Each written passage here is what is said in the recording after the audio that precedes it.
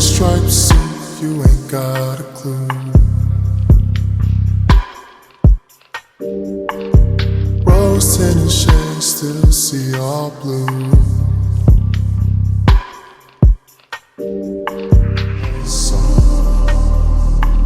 Sensitive to touch, but I'm still unfitted in all black, but you can see me.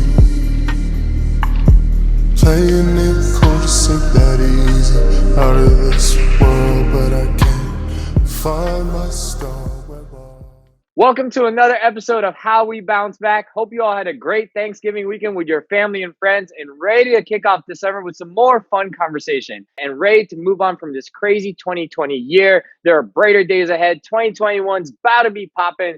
Baby Boomer Generation Part 2. Tonight's guest, I've known her for 8 years since college. She's an international studies graduate at Let's Go Mountaineers.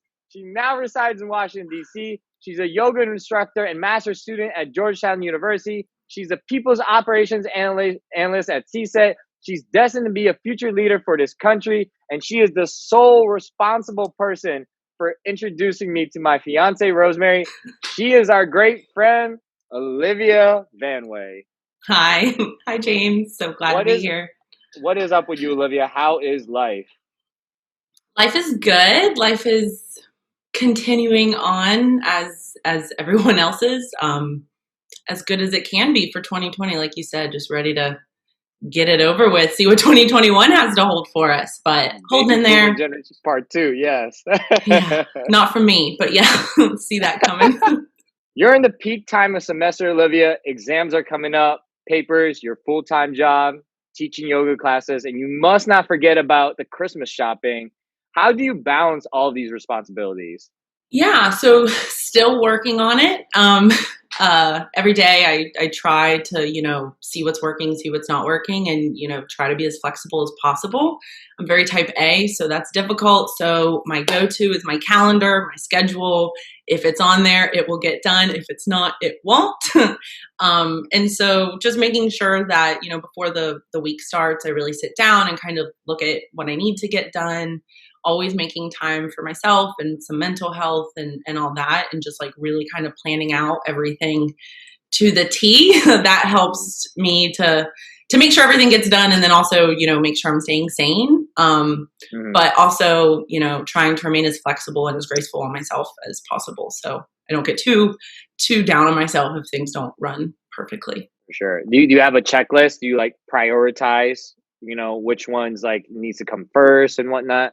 No, because I think that varies week by week, with finals coming up, right now the priority is kind of making sure that I'm taking care of that. But, I always try to take care of work, school, mental health. I try not to prioritize per se.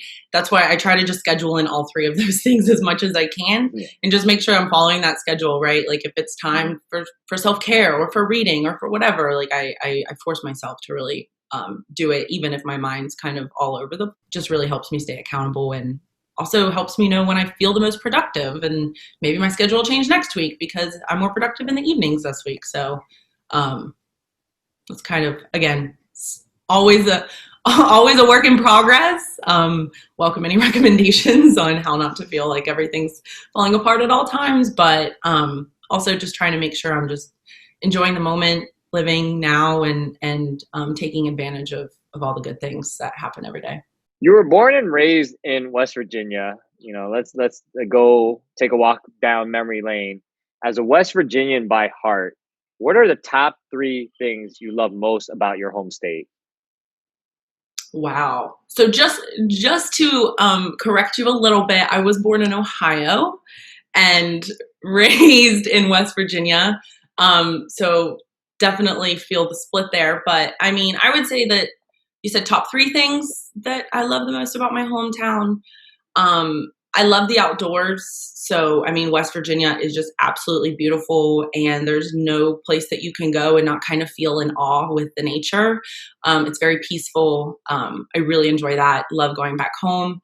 My family is there, right? So, of course, going going home to see them is always great. But the one thing I would say that I love about West Virginia, I miss a lot, are just the people are so welcoming, and, they'll always stop to say, how are you doing? And just like the feeling of community and caring, because when you grow up in such a small area, like you feel very close knit to that community. And so the support that you feel and just kind of the hominess every time I go back to West Virginia is really nice and refreshing, especially after being in DC. Very different.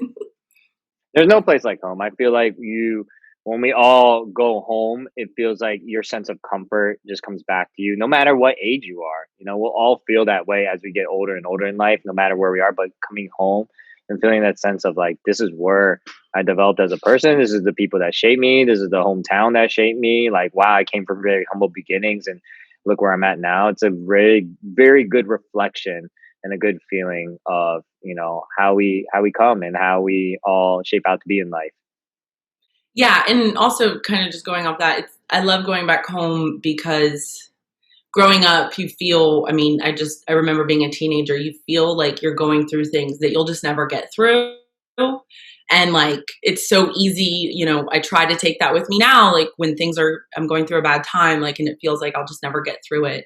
It's nice to go back home because it also really solidifies the fact that no matter how hard life gets, like you'll always get through it. And it kind of, you just got to keep on keeping on. So it's very helpful to kind of bring me back to that place of like, no matter what the heck's going on. And even though I feel like it might not ever get better, it always does.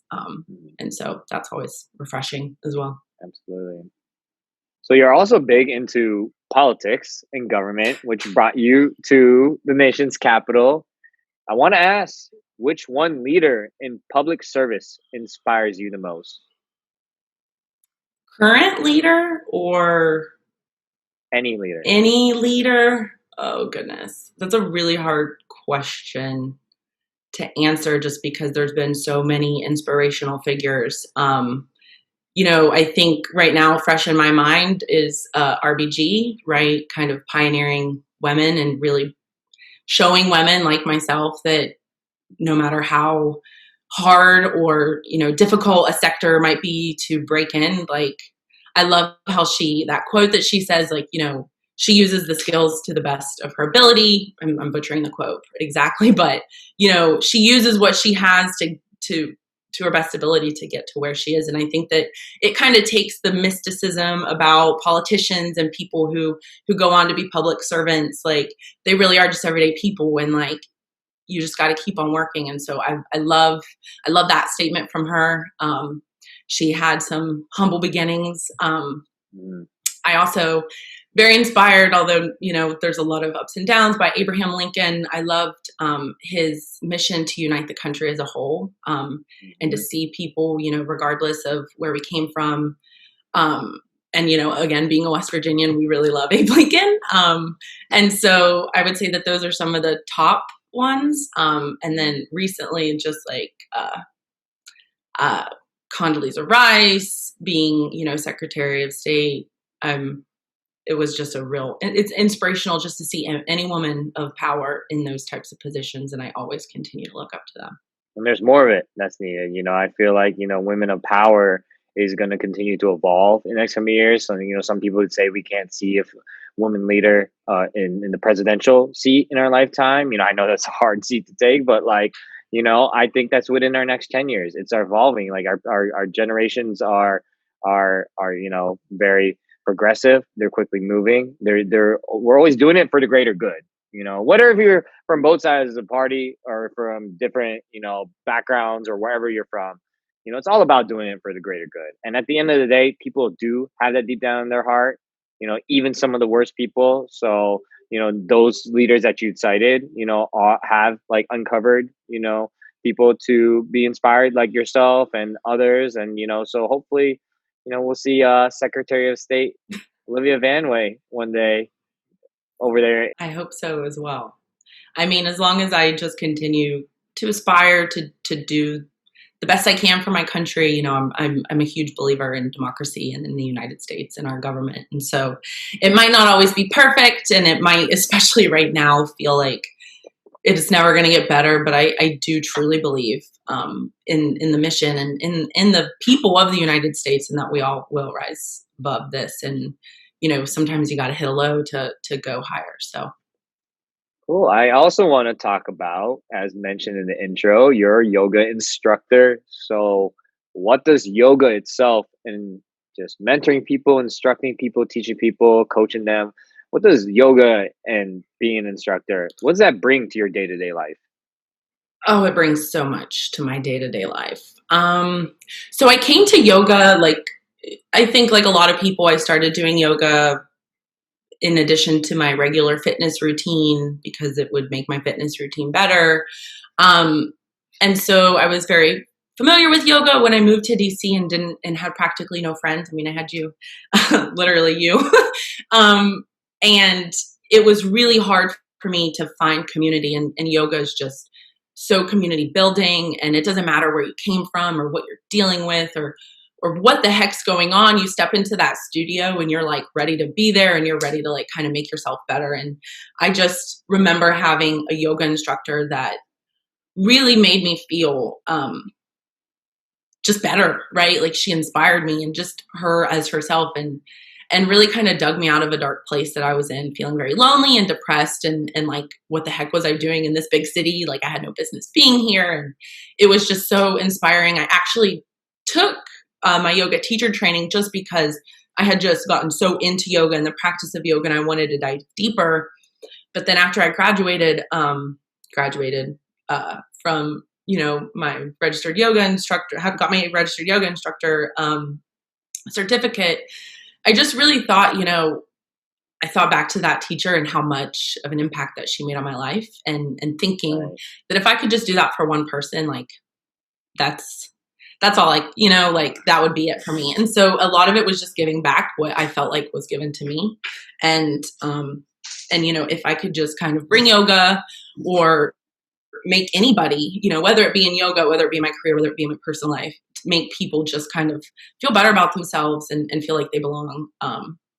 That was really my big inspiration. And I just love when people come up to me afterwards. I mean, every class I teach, I'm like, that was awful. What the heck am I doing? I stumble on my words a lot and like I say stupid things and I laugh at inappropriate times. I'm just a very weird person. But then afterwards, people come up to me and they're like, thank you so much. You really never know what people are going through. And so yoga is a space that everybody is open to kind of go through whatever they're going through in their own way on their mat, and like the teacher really to help guide them through that. And it's just so inspirational to hear that people are getting way more out of it than what I'm giving or getting by teaching, right? So I just love that aspect. That's powerful fitness, that really, everything goes out the window. You're focused on your physical well-being, your physical health, your mental health at times. And when, as a community, everyone's there together for that same common denominator, it's just all good vibes. Like you can't really see anyone go to a yoga class or a spin class when they're in a bad mood, right? They actually, if they are in a bad mood, they'll get in a better mood. So, the fact that you bring that sense of camaraderie, the sense of happiness, that sense of, cohesion, like the cohesion within themselves, to feel like they're at themselves, they're at peace, like they feel healthier, they feel, especially yoga is such a mental thing as well. Doing the downward dog and all that. See, I know some of the yoga stuff. I Not know. the basic one, but I know some of that. Hey, that's it's a staple. Yeah, I mean, I Yeah. find that especially like yoga, but people find it in so many things, in art. I'm not an artsy person, in volunteering and community service, but I just feel like we're just inundated with information all the time, and we don't give ourselves the time to just not think about something because it's so impossible. But when you work your physical body or whatever kind of your vice, yoga for me, it really gives you the opportunity to like take yourself out of that mindset, really allowing yourself some time just for yourself. And then that way, when you step back in to that mindset, I mean, you're going to pick it up right on the way out of the studio, but like, maybe you have a different perspective on it. Maybe that hour was exactly what you needed in order to like really approach it with a different perspective and a different attitude. And like, just that can change so much. And so just allowing the space for people to do that, is just really, really rewarding to me. All right, Olivia, before we move into the deeper questions, let's play a game called Word Sneak. It's inspired by the great Jimmy Fallon. I know we went over the instructions before this episode, but Rosemary will text you 5 unique words I have in my hand 5 unique words on these index cards that she gave me as well. I promise I did not look at them. So we have a genuine gameplay here. But for each word, we'll take turns improvising a conversation. For the word that Rosemary texted you, you will sneak that word into our conversation. And I'll do the same with the cards that I have in my hand that I'm looking at. So we're going to take turns. And just for everyone listening at home, you'll have the instructions here on the screen. You'll see the words on the screen while me and Olivia are going back and forth. But for example, if Olivia's word is breadsticks, you'll make up a sentence towards me such as, I'm about to go to a lunch in Virginia. We're going to go to Olive Garden. Their salad and breadsticks are what we're there for. She tries to subtly sneak that in. That's an easy one. And then I will see my flashcard or these cards right here. And if I have gerbil, then I'm like, oh, how am I going to improvise this? It's testing our improvisational skills. I will follow up with your conversation and say, oh, I love Olive Garden. My family goes there a lot, but we saw a gerbil on the loose in the restaurant. Obviously, Olivia's going to, we're going to crack jokes. We're going to laugh. This is not, no competition here, no scoring system, just all for fun. We can even call out the words, Olivia, to each other if we want to, just for fun. But just keep the back and forth conversation going. Everything makes sense, Olivia? Yeah, let's go. Let's get it. All right. So the other day I was talking to this old man at the grocery store, and all of a sudden his dentures just flew out of his mouth, and I had to bend over and pick them up for him, and gracefully give them back to him. Oh my gosh, like that seems crazy. I feel like that was dentures right there. But I feel like, the dentures that fell out of his mouth, he might have gotten hit by a NutriBullet. There's a lot of protests and, all these kind of things going on, like tear gas flying ever and whatnot. So, it's hard to keep those dentures in place. Why did you? Wow. Give me the word? Wow. I'm gonna go ahead and say that NutriBullet might be the word that you have, because that is a very specific object. Wow. To be picking up. And I'm telling you what, back to the dentures thing, if Notorious RBG was still alive, God rest her soul, she would be sure that there were no NutriBullets, no dentures flying anywhere, and that the protests would be peacefully settled, hopefully.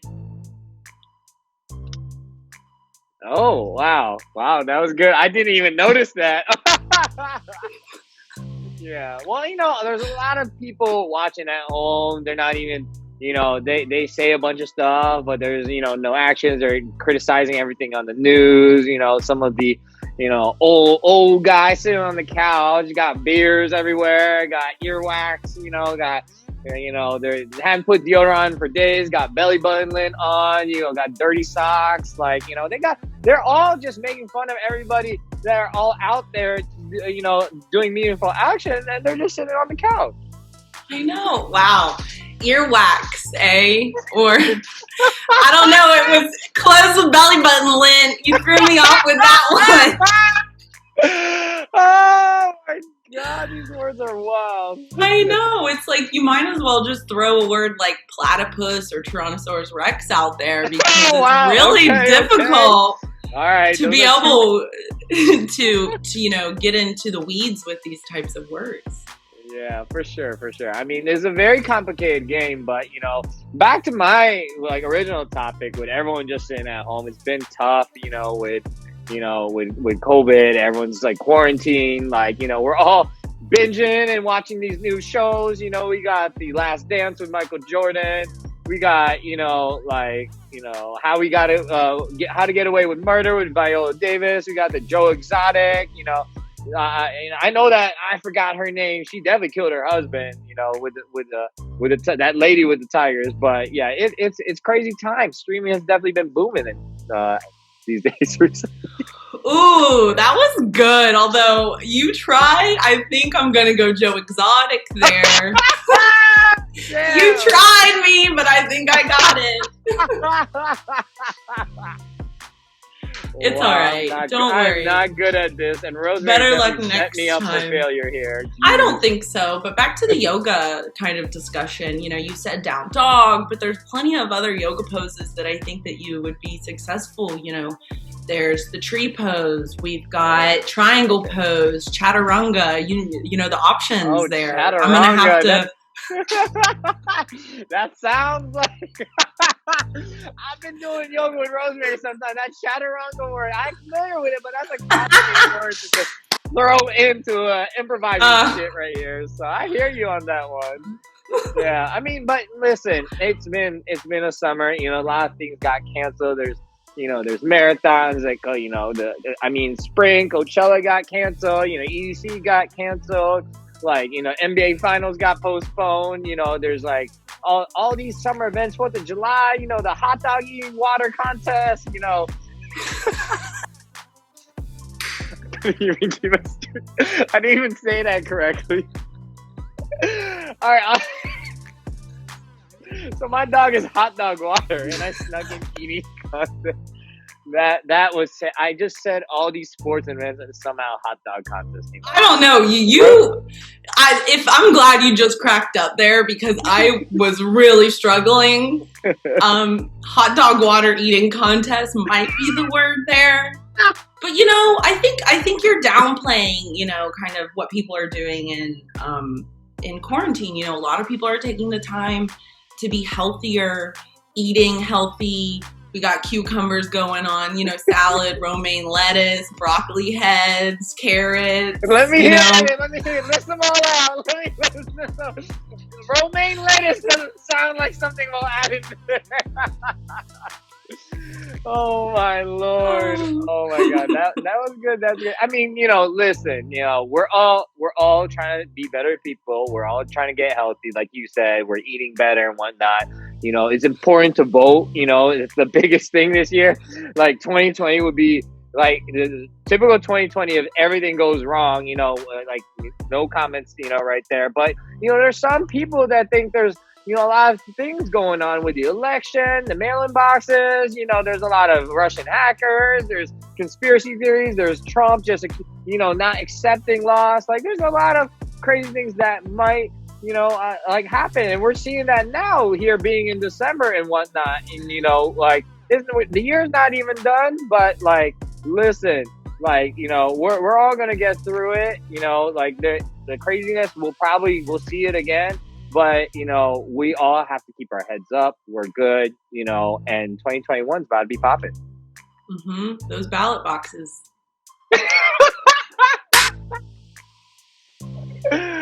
Oh my gosh. Oh my gosh. So it actually I'm good at this game. It was actually conspiracy theory.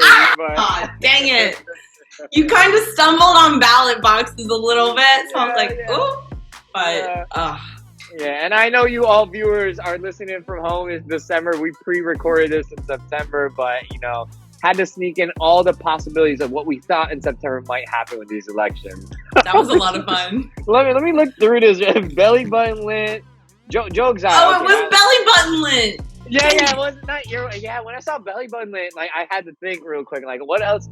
Dirty someone on the couch, like, you know, I literally picturing like a guy in a white beater, just rubbing his belly, beer cans everywhere, and just like looking all messy and so belly button lit. That's disgusting, yo.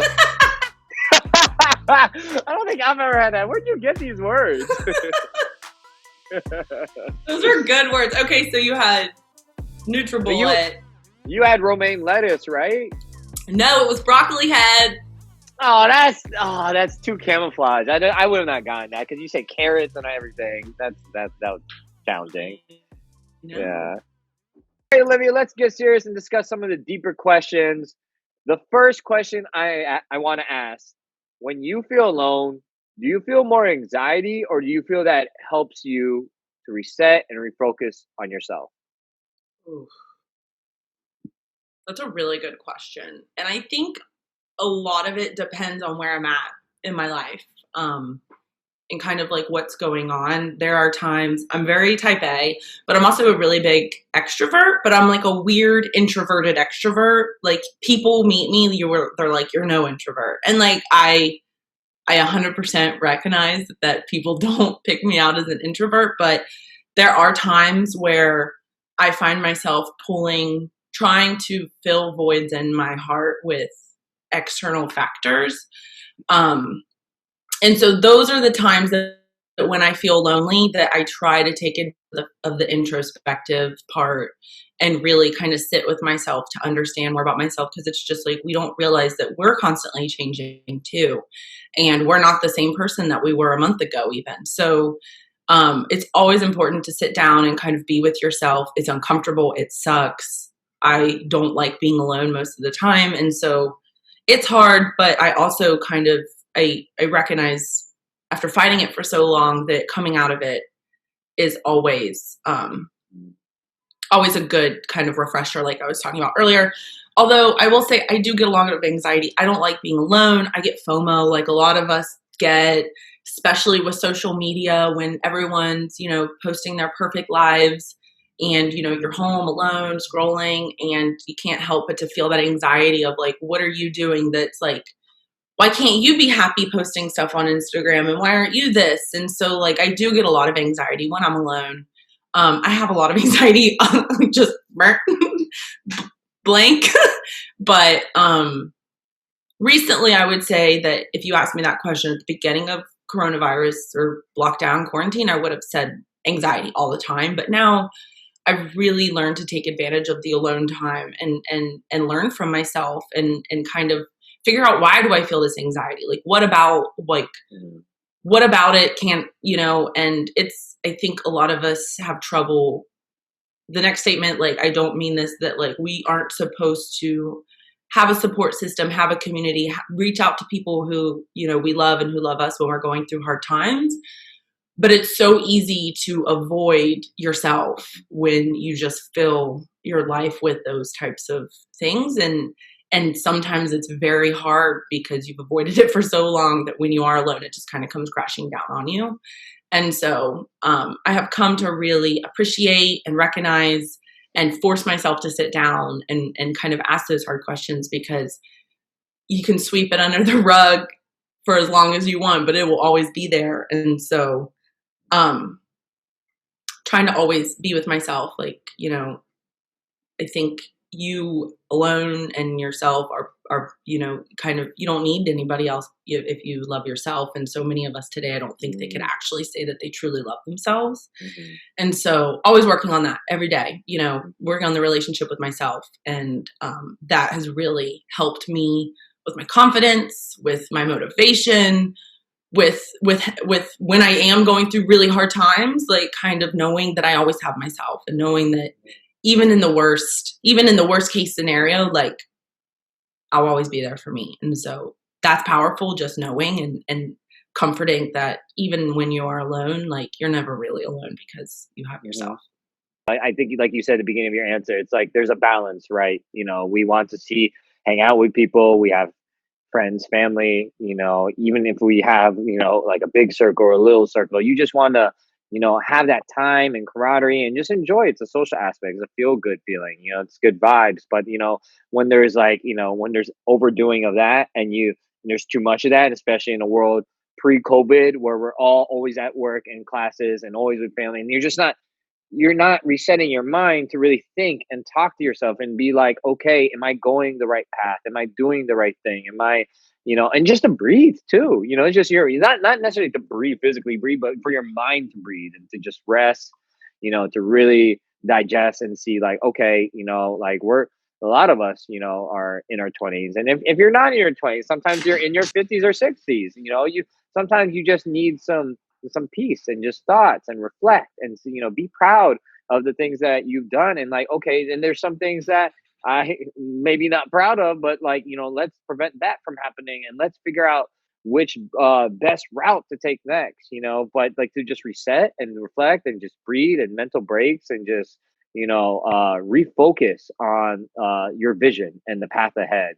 That's always a thing that everyone's looking for, no matter what age they are, and it's great that, that you looked at the positive spin on things. I feel like you have an amazing support system with your family and your coworkers at Georgetown, your friends in DC, the people you met in yoga, but being proud of yourself and talking to yourself, you will always be your own best friend all the time, every day of the week. Yeah. Yeah. And I think, I mean, also I don't think that people consciously think this, but so much we're kind of programmed to hate ourselves, right? Hmm. And mask it as motivation, right? Like you can't ever say that you're happy with yourself because then you're complacent and you can never do better. And so like, and then with social media, with everyone always just posting the best things about their lives and like it I just think that it's so easy to go your life really being down on yourself. And I don't think that you realize how much impact that has on everything. And when you're actually forced to sit with yourself, it's like, I'm not so bad. Like it's okay to be okay with where I'm at right now and still want to be better in the future. And I don't think that you can get that in any amount of anything. You could read all the books and you can go to all the seminars and do all the programs, but until you sit down and like be with yourself and just learn how to be okay and happy, is really hard to do. Absolutely. And just a quick follow up on that. I know we talked about in previous episodes about social media and what can that do for our own mental health. If if you're having a tough time, turn it off. Just delete your Instagram account. You can reactivate it later. Delete Facebook. Actually, just for me, sometimes I just don't check it. And then refocus on things. Pick up a book. Pick up a new show. Talk to friends. Like start ideation. This is why this show came to fruition, because I just thought about different things. So social media, it's like, we have that habit of checking it, and it's fine if you feel like you're in a comfortable place with yourself. I'm looking at you guys at home, and but if you feel like you need to reset and refocus and you don't feel satisfied in where you are, just know that everyone's paths are different. So no need to start comparing, right? It's, you definitely just want to compare with yourself, internalize with yourself, just block out everything else. They'll always be there. And, at some point, this like, as cliche as it is, it's not a sprint, it's a marathon, but it's a friendly marathon. Like it's not a competitive marathon. Like we're all, no matter where we are in life, as long as you try and find true peace and self-satisfaction, which is everyone's looking for. I know some really high status people that are not satisfied with themselves. As long as you can find that in even the most simple things, that just, it's all within you, and just always be proud of who you are. Yeah. Well said.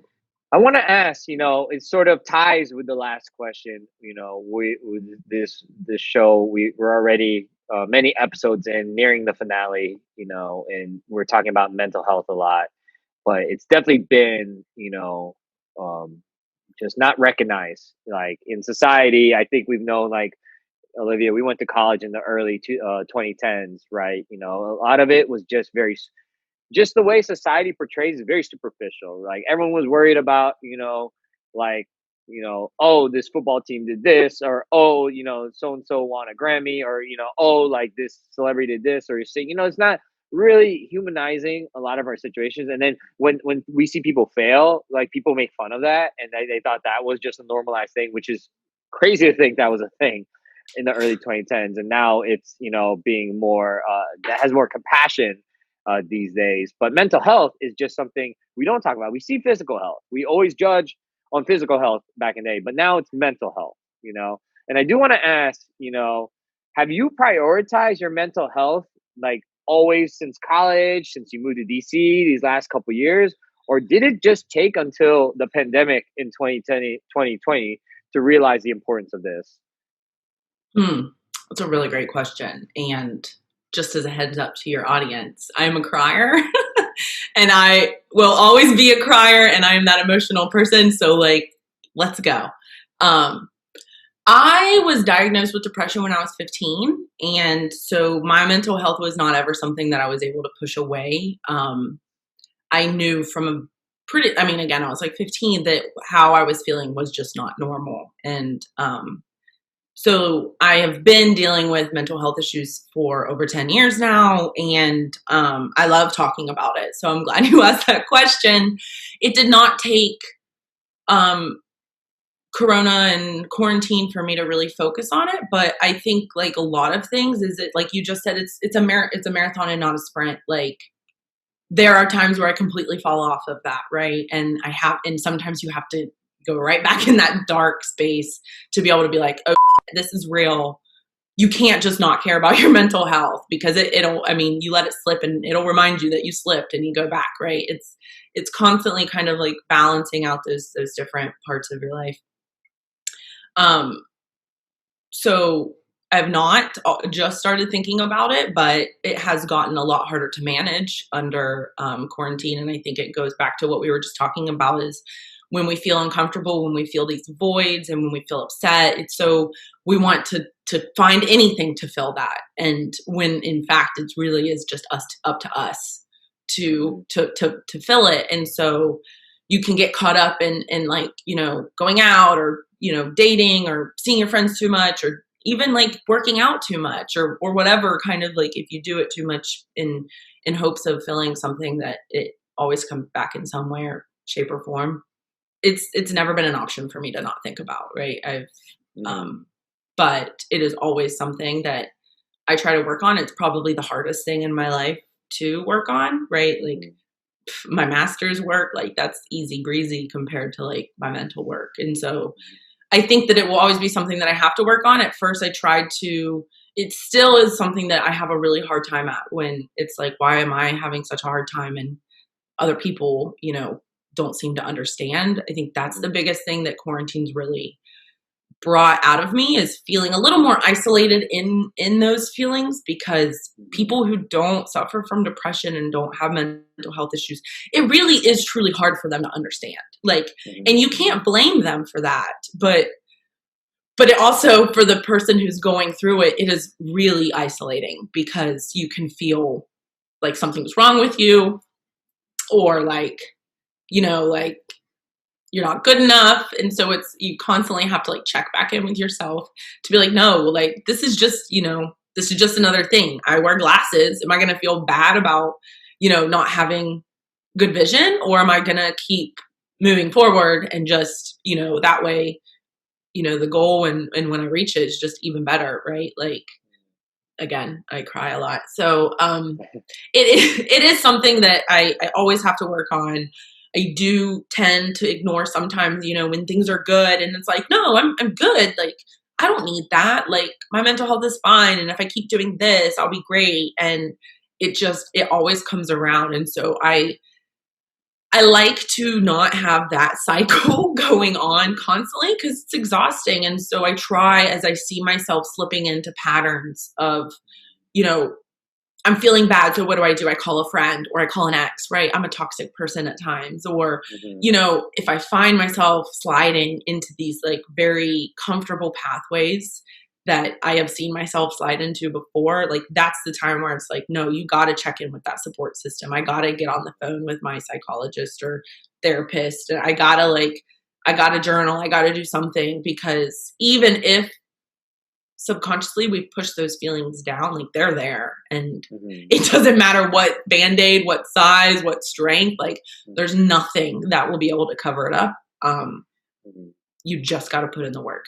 Does that answer your question? I feel like I kind of went off on the field there. First of all, Olivia, that was, that was very, very moving. I want to say that always be proud of you. Like you come like from me knowing you since 2012, and you graduated in 2015, moved to DC, you've come such a long way. And, I think when we have these conversations and you open up, don't be afraid to open up to someone like, your parents or your professors or friends, like these sensitive topics. You definitely want to like air them out. But when you talk to yourself, we can always be, we know this, we can always be our own worst enemy. I've been depressed too. We'll be talking about that in a couple of episodes, but this is for us. Like we, like you said, people might not understand if they've not been depressed before, but life is such a roller coaster. I feel like a great people to talk to are people that are our parents' age or older because they've seen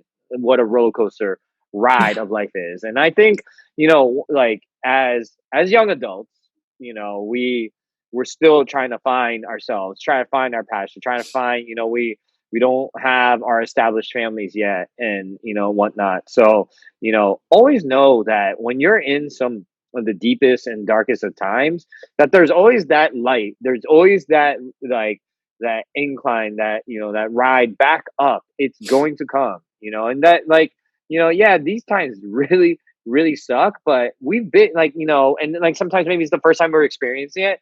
But with us now, like we're about to be 30. We're I don't even want to talk about that, but like we're getting older, and we've been through some. So, it's I Oh feel no, like yeah, yeah. Go ahead. no, I was just gonna say I wholeheartedly agree, and also like every time you bounce out of that place, you got something, you're stronger, right? Like you are not in the same place that you were last time you came out of that place. And so, and I think that you learn the skills and the tools to again, like I said, like recognize when you're going down that. But I love talking to people about it especially because like I always seem to be like pretty happy and like, and like people are like, you're depressed. That's weird. I'm like, yeah, welcome to my life. I know.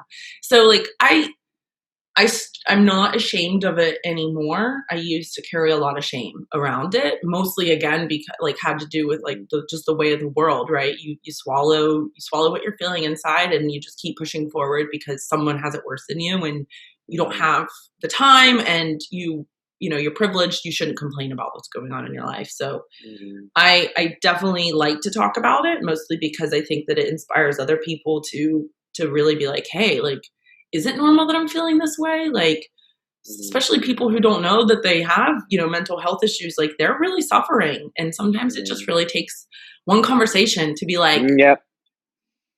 yeah, like I couldn't get out of bed for 2 weeks. And like, I cried so much that my whole face was swollen like a cherry tomato. And like people, even if in the time they're like, oh, okay, like I'm glad you're doing better. You never know.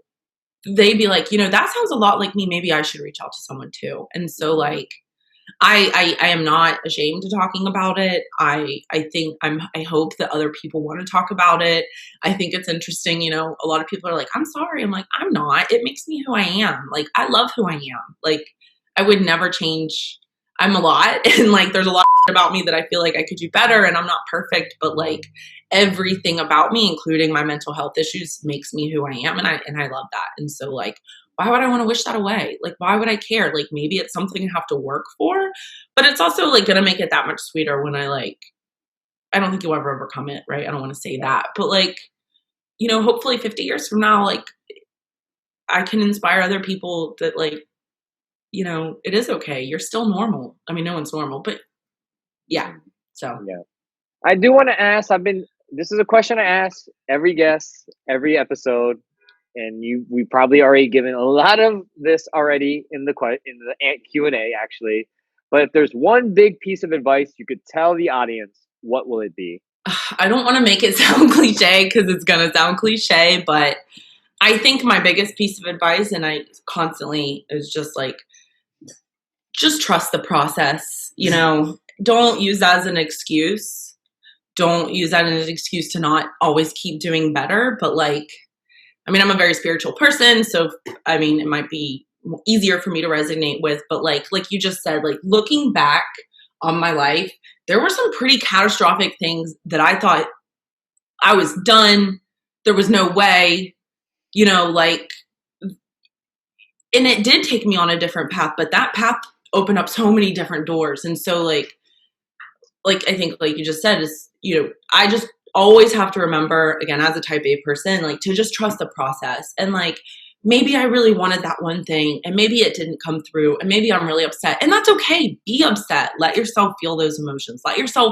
You have to go through that, but don't let it like bring you down, because another door will open for you that you maybe had no idea was the door that actually you needed. And so looking back on my life, some of the best things that could have happened to me were those failures, because they took me down a different path that's brought me to where I am now. And so I, again, like trying as I come up on 30, trying to constantly remind myself, it's just like, just trust the process. Do your best that you can do. Have fun. Try to have fun, right? Like, try to find the joy in every day. It's there. Just try. You got to find it. Like, and at the end of the day, if you know that you gave your best and that you did your best, that's all you can do. Like, we can't do any more than the best that we can do. And so at the end of the day, if you know that you did your best, and if you didn't, that tomorrow's a new day, right? Then, and something didn't work out for you, you got to trust that in 5 years, 10 years, 15 years, you'll look back and be like, yes, like, thank you, God, spirit, whatever. Because if I wouldn't have failed at that, I wouldn't have done A, B, C, D that led me to be the person that I am today. And hopefully I think that as long as you stay true to yourself and continue to do the best that you can do every day, I'm confident that at least I will be someone that I'm proud of. And so just trusting in that process, knowing that it'll all be okay at the end of the day, which is really hard, is my biggest piece of advice. Amen to that. Thank you, Olivia. That was amazing. Olivia, we cannot thank you enough for coming on to the show tonight. It's been a tough time during the COVID era, but continue to be blessed with our health, the education you have in grad school. Your friends and family are always supporting you. Me and Rosemary are forever in debt to what you have done for us. God bless you. And we have the highest of hopes that you'll live the wildest of dreams to be a future leader for this country. Thanks, James. Happy to be here. Thanks for having me. And hopefully those watching, not just this episode, but all the episodes, can find some nugget of, happiness or hope or inspiration to just keep on keeping on, right? Like, don't give up, bounce back. Like, like you said, you will always bounce back. And so just, wherever you are in that process, like, don't give up. So thank you, James. Tune in next week for another episode featuring my close cousin, Bjorn Rolota. He will be discussing his journey from Virginia to Philadelphia to all things being a positive light to everyone he comes across. Thank you, everyone, for tuning in. Kick off December strong. Even if 2020 has been rough, every month, every moment, every day, it all counts. Get after it. All right, everyone, as always, stay safe. This is Olivia. I'm James. Smiles up. See you all next week. Hit me with that motion, but there's still no emotion.